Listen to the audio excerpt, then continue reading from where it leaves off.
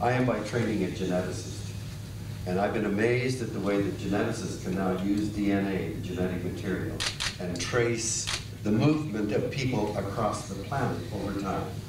And all of the trails lead back to Africa 150,000 years ago. So what the hell is all this business of racism, for Christ's sake? We're all Africans. The fact that members of Canada's diverse communities having difficulties accepting diversity in Canada. We should think about this one.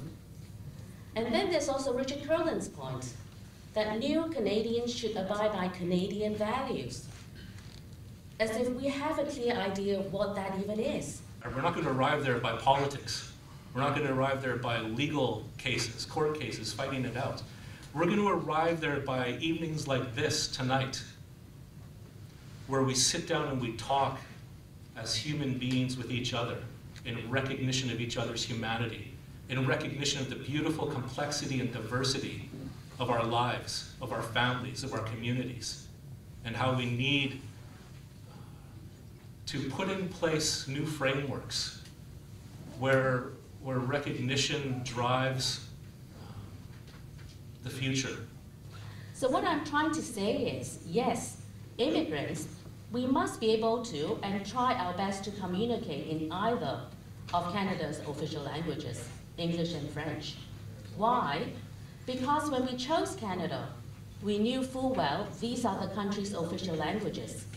If we want to change that, we should do that through the democratic process. Bullshit. That is available for us. Change that. Get out of here. We will never change that You need to leave. law. Okay? You need to leave. Yeah. Thank you. However, Keep going, just go. That's what sucks about multiculturalism, immigration. Okay? The only one getting screwed is the white man. Back to your compound, buddy. Canada's been very racist in many respects, not just with respect to Aboriginals, but also with respect to certain groups of immigrants. When I was young, in fact, which was quite a while ago, even just being white wasn't enough. You more or less had to be Anglo-Saxon white. If you were Jewish or Ukrainian, you were a bit beyond the pale.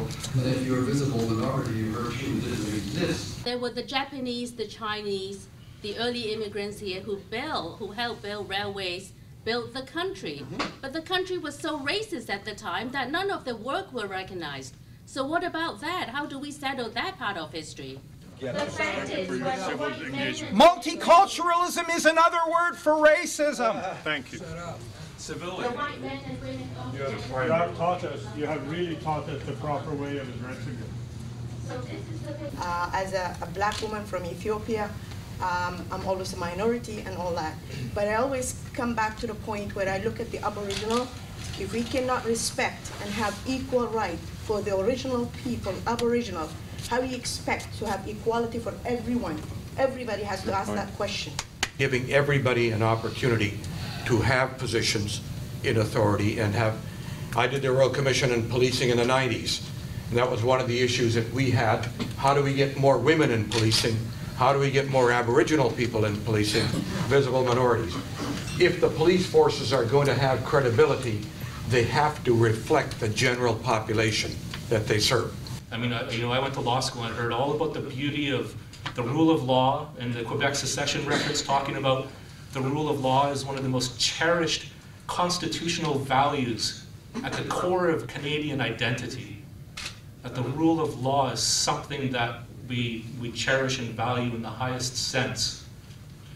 And yet when I become a chief of a First Nation, I see that doesn't really quite apply to First Nations in the way that it applies to other peoples, and that's seriously problematic. Seemingly woke up one day about 3 years ago, reluctantly realized Canada is a multicultural nation, and her community in Richmond has suddenly become infiltrated with Chinese-speaking people and signs that spoke an alien language to her. Well, I gotta say, where have you been, Kerry? I think the best thing you can do is talk about it. I had somebody, and I think there was a letter to the editor of the province saying, why are you stirring all this up? Well, I think it should be stirred up all the time. and that should be talked about all the time, and that we should talk more and more to each other. Thank you.